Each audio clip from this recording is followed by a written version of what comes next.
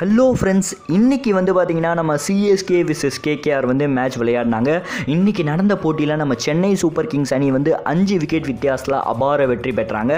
ரொம்ப முக்கியம், 8 மேட்ச்சில் வந்து 7 மேட்ச் ஜெயிச்சு பாயிண்ட்ஸ் டேபிளில் வந்து நம்பர் 1 இடத்துல வந்து இருக்குது சென்னை சூப்பர் கிங்ஸ். ஸோ இன்னும் ஒரு மேட்ச் ஜெயிச்சா நம்ம சென்னை சூப்பர் கிங்ஸ் அணி வந்து பிளே ஆஃப்குள்ளே நுழைஞ்சிரும்.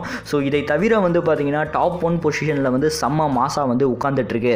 ஸோ இன்றைக்கி நடந்த போட்டியில் வந்து நம்ம கேகேஆர் அணி வந்து தோல்விக்கு ரொம்ப முக்கியமான காரணம் சென்னை அணியின் அதிரடி பவுலர் நம்ம இம்ரான் தாஹிர் அவர்கள். ஸோ இன்றைக்கி வந்து பார்த்திங்கன்னா இவரோட பவுலிங் பர்ஃபார்மன்ஸ் வந்து வேறு லெவலில் வந்து இருந்தது.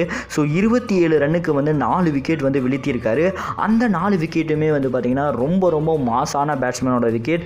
ஒன்று வந்து பார்த்திங்கன்னா கிறிஸ் லின், அதுக்கப்புறம் நிதிஷ் ராணா, ராபின் உத்தப்பா மற்றும் அதிரடி ஆட்டக்காரர் ஆண்ட்ரூ ரசல். ஸோ இந்த 4 பேரோட விக்கெட்டை வந்து நம்ம இம்ரான் தாஹிர் அவர்கள் வந்து வீழ்த்தியிருக்காரு.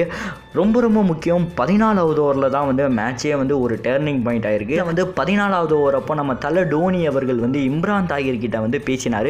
ஸோ பேசி முடித்த உடனே அந்த ஓவரில் வந்து 2 விக்கெட் வந்து விழுந்திருக்கு.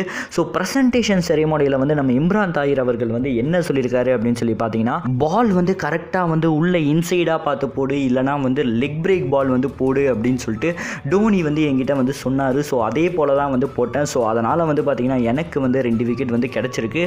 ஸோ ஒரு நல்ல கேப்டன்ஷிப்போடு சேர்ந்து வந்து மேட்ச் விளையாடினது வந்து எனக்கும் வந்து ரொம்ப சந்தோஷமாக இருக்குது.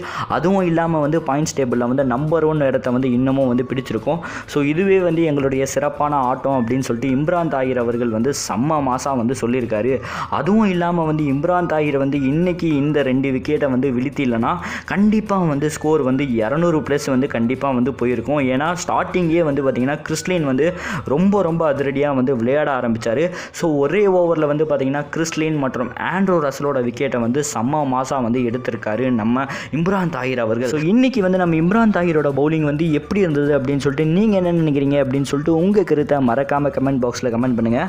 வீடியோ பிடிச்சிருந்தா சப்ஸ்கிரைப் பண்ணுங்கள். இன்னும் பல கிரிக்கெட் அப்டேட் வந்து காத்துக்கிட்டு இருக்கு. ஸோ நன்றி, ஜெய்ஹிந்த்.